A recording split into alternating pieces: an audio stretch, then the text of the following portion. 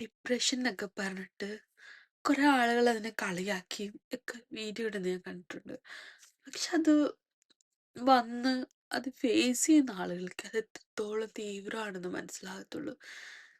ഞാൻ എൻ്റെ ലൈഫിൽ പൊക്കോണ്ടിരിക്കണത് അത്രയും വേസ്റ്റ് ആയിട്ടൊരു സിറ്റുവേഷനിലൂടെയാണ്. എനിക്ക് എന്ത് ചെയ്യണം, ഏത് ചെയ്യണമെന്ന് എനിക്കറിയില്ല. ഞാൻ ആ സിറ്റുവേഷൻ എങ്ങനെ ഓവർകം ചെയ്യുമെന്ന് എനിക്കറിയില്ല.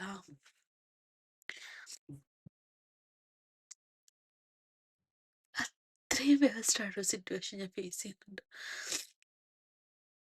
പക്ഷേ ഇതും കടന്നു പോകും.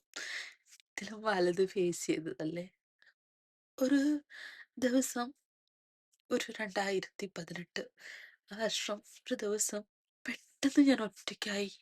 എന്നോടൊപ്പം ലൈഫ് ലോങ് കൂടെ ഉണ്ടാകുമെന്ന് ഞാൻ വിശ്വസിച്ച്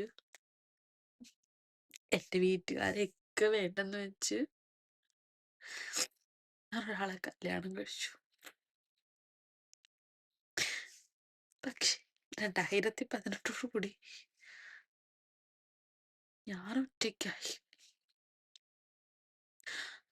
ആ ഒരു സിറ്റുവേഷനിൽ പെട്ടെന്ന് നമ്മൾ ഒറ്റയ്ക്കാവുമ്പോൾ ഉണ്ടല്ലോ, നമുക്ക് ആ സിറ്റുവേഷൻ ഹാൻഡിൽ ചെയ്യാനൊന്നും പറ്റില്ല.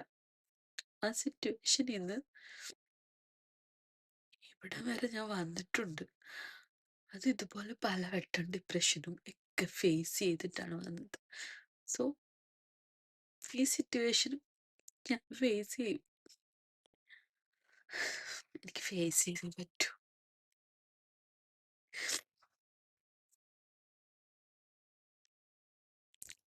ഞാൻ പറയാൻ വന്നത്, നിങ്ങളോട് ആരോടെങ്കിലും, നിങ്ങളുടെ ഫ്രണ്ട്സോ റിലേറ്റീവ്സോ ആരെങ്കിലും നിങ്ങൾ ഫ്രീ ആണോ, ഒന്ന് സംസാരിക്കാനുണ്ടെന്ന് പറഞ്ഞാൽ ദയവ് ചെയ്തിട്ട് അവർ പറയുന്ന കേൾക്കാൻ കുറച്ച് സമയം മാറ്റി വയ്ക്കാം.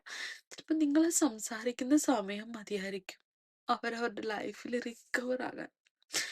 അവർക്ക് പറയാൻ അല്ലെങ്കിൽ അവരെ മനസ്സിലാക്കാൻ ഒരാളുണ്ടെന്ന് തോന്നുന്ന ഒരു മൊമെന്റ് ഉണ്ടല്ലോ, ഭയങ്കര ഇമ്പോർട്ടൻ്റാ.